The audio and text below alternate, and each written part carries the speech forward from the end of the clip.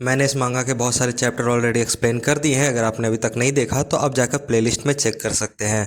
खैर, शुरू करते हैं बिना किसी देरी के। तो जैसा कि हमने पिछले एपिसोड में देखा कि हमारा चिंगयुंग बहुत ही तेज़ी से भाग करके जा रहा होता है, लेकिन उसे इस नई शरीर की आदत नहीं होती, इसलिए थोड़ी देर के बाद ही वो थक करके ज़मीन पर के गिर जाता है और गिरते हुए सोच रहा होता है कि ये बॉडी कितनी ज़्यादा वीक है। मतलब अगर मुझे इस बॉडी के साथ सांजी प्रोवेनेंस जाना पड़ता है, सांजी प्रोवेनेंस जाना पड़ता है, तो मैं आधे रास्ते में ही RIP हो जाऊंगा, मतलब रेस्ट इन पीस। फिर वो पागलों की तरह हंसते हुए सोच रहा होता है कि यार मैं ये चीज़ भूल भी कैसे सकता हूँ। मतलब मैं पिछले जन्म में, हाँ पिछले जन्म में एक बहुत बड़ा क्या बोलते हैं यार, हाँ मार्शल आर्टिस्ट था। तो आखिर मैं इस जन्म में क्यों नहीं हो सकता, मुझे बहुत सारी प्रैक्टिस करनी होगी। और फिर वो सोचते हुए अपने पुराने दिनों को याद कर रहा होता है। हमारा चिंग अपने पुराने दिनों को याद करते हुए सोच रहा होता है कैसे वो पहले बहुत ज़्यादा प्रैक्टिस किया करता था, मतलब हद से ज़्यादा प्रैक्टिस। आप देख ही सकते हैं वो कितनी ज़्यादा डेडिकेशन से प्रैक्टिस कर रहा होता है। अब ये ताओ लोगों का सेक्ट होता है, मतलब चाइना में ताओ ऐसा समझ सकते हो कि जैसे बुद्धिज़्म होता है ना पंडित लोग का, वैसे ही ताओ लोग भी अलग टाइप का पंडित होता है।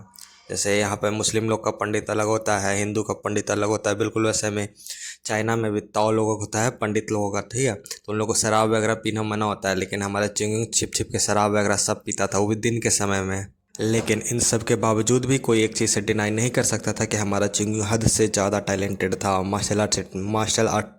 हम नहीं बोलेंगे यार मार्शल आर्ट सेट, क्या बोले, मार्शल आर्ट में। हाँ, हमारा चिंगू बहुत ज़्यादा टैलेंटेड था मार्शल आर्ट में।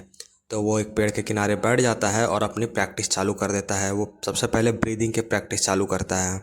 खैर, वो धीरे धीरे अपने बॉडी से पूरी तरीके से इम्प्योरिटीज़ को बाहर निकालने लगता है और देखते हैं कि बहुत ही तेज़ी से वो पूरी तरीके से इम्प्योरिटीज़ को बाहर निकाल रहा होता है। इम्प्योरिटीज़, पता नहीं यार क्यों वर्ड कुछ कुछ ऐसे होते हैं ना, बोलने में बहुत ज़्यादा प्रॉब्लम होती है। खैर कोई बात नहीं, मैं बहुत जल्दी एडजस्ट कर लूँगा। थोड़ा सा आप लोगों को एडजस्ट करना होगा, थोड़ा आप लोगों को भी। खैर, वो नेचर से बहुत ज़्यादा माना को एब्जॉर्ब कर रहा होता है और अपने बॉडी से जो फालतू मतलब गंदगी होती है उसको निकाल रहा होता है। हाँ, अच्छा होगा मैं हिंदी में ही बोलूँ। फिर हम देखते हैं कि उसका जो दैंतियान होता है वो भी बन चुका होता है और वो याद कर रहा होता है कि कैसे उसको ये जो बुक है, ये मतलब जो टेक्निक है, वो उसको मिली थी एक चोर बाजार से। लेकिन कई बार तो जो हीरा होता है वो कोयले की खान में ही पड़ा होता है। उसी तरीके से जो ये टेक्निक थी वो इतनी ज़्यादा अच्छी थी, इतनी ज़्यादा ब्रीदिंग की टेक्निक अच्छी थी कि उसे मार्शल आर्ट में, मतलब जो पूरा का पूरा सेक्ट है, उसे पाने के लिए पागल हो गया था। खैर, हम देख पाते हैं जो उसका दंतियान होता है वो पूरी तरीके से बन चुका होता है और वो सोच रहा होता है कि बस बस अब कुछ ही मिनट और मैं पूरी तरीके से अपने सेक्ट में पहुंचा हुआ हूँगा। खैर, हम देखते हैं कि उसका दंतियान बन चुका होता है और वो बोलता है बस 2 मिनट और मैं सीधे माउंट हुआ सेक्ट। वो उठ करके चलना स्टार्ट ही करता है और प्लाक्सन गिर जाता है। दरअसल प्रैक्टिस करते करते उसकी पूरी एनर्जी ड्रेन हो चुकी होती है, मतलब ख़त्म हो चुकी होती है। खैर, हमारे जो माउंट हुआ सेक्ट के जो लीडर होते हैं वो चिंगुंग को दिखाई देते हैं, मतलब उनकी आत्मा दिखाई देती है और बोलती है कि चिंगुंग, लगता है कि तुम अपने दिमाग को इस्तेमाल करना भूल चुके हो। और ये सुन के हमारा चिंगुंग बहुत ज़्यादा गुस्सा हो चुका होता है और उससे पूछ रहा होता है कि आखिर बताइए, मैं माउंट हुआ सेक्ट पहुँचूँ तो पहुँचूँ कैसे।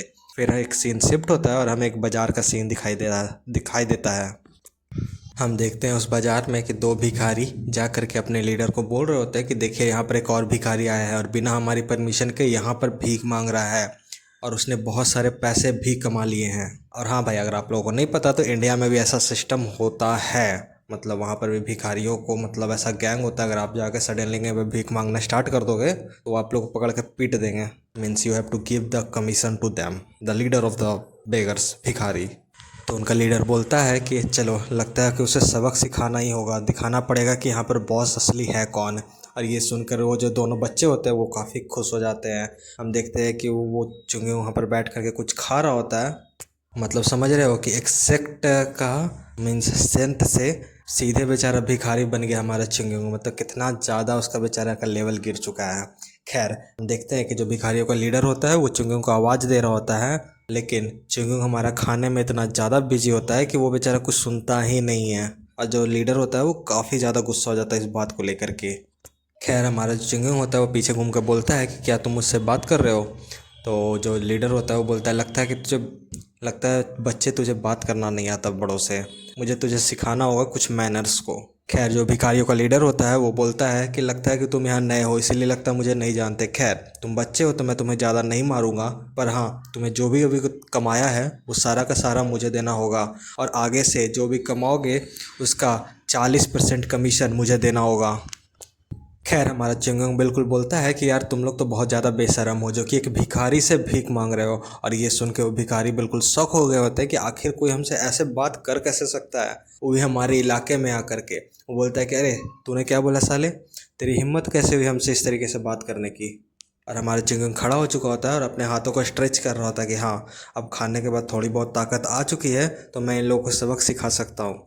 हमारा चिंगम सोच रहा होता है कि ये शरीर जो है अभी काफ़ी ज़्यादा वीक है, लेकिन चलो ठीक है कोई बात नहीं, इतना भी काफ़ी होगा इन लोगों को सबक सिखाने के लिए और इनके औकात बताने के लिए। बोलता है कि देखो तुम लोग चाहो तो तुम लोग तीनों मेरे पास एक साथ हमला कर सकते हो, क्योंकि मेरे पास ज़्यादा समय है नहीं, मुझे कहीं जाना है, ज़रूरी है। ठीक है तो जल्दी करो। और ये सुनते ही जो लीडर होता है वो गुस्से के मारे पागल हो जाता है, और हमेशा की तरह मतलब जैसा हर फिल्म और मांगा में होता है, वो अपने जितने भी दो चेले चपाटे होते हैं उनको आगे भेजता है कि जाओ पहले तुम जाकर पीटो। और जैसा ही उन दोनों में से एक हमारे चिंगुंग पे हमला करता है, हमारा जो चिंगुंग होता है उसे आसानी से डॉच कर लेता है और उसके बाद घुमा कर एक मुक्का उसके चेहरे पे मारता है, जिससे उसका चेहरे का शेप ही बदल जाता है और वो वहीं पर बेहोश हो जाता है। और हमारा चिंगुंग बोलता है, हे तुम्हें सुनाई नहीं दिया क्या, मैंने बोला ना कि जल्दी करो तुम लोग।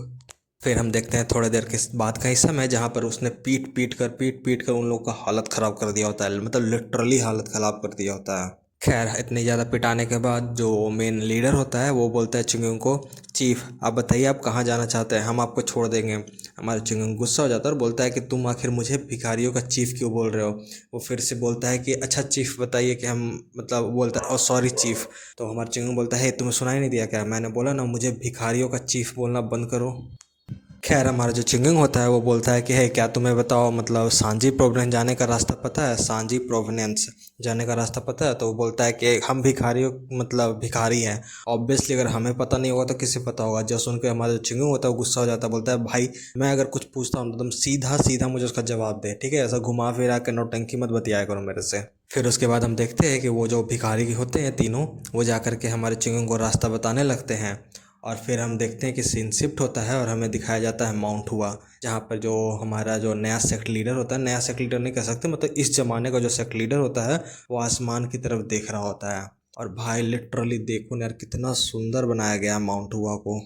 और लिटरली चाइना में अगर आप देखोगे एक बार सर्च करके तो माउंट हुआ नाम का एक्चुअल में एक सेक्ट होता था और अभी भी होता है, जहाँ पर आपको देख सकते हैं कि मतलब कैसे पहाड़ों के बीच में, ऐसा नहीं कि मतलब पहाड़ के ऊपर या पहाड़ के नीचे, पहाड़ों के बीच में तो ऐसा खड़ा चट्टान है और उसके बीच में पूरा टेम्पल बना हुआ है, रहने का जगह बना हुआ है, वहाँ पर लोग रहते थे और रहते हैं भी। तो काफ़ी सुंदर, आप यूट्यूब पे सर्च करके देख सकते हो।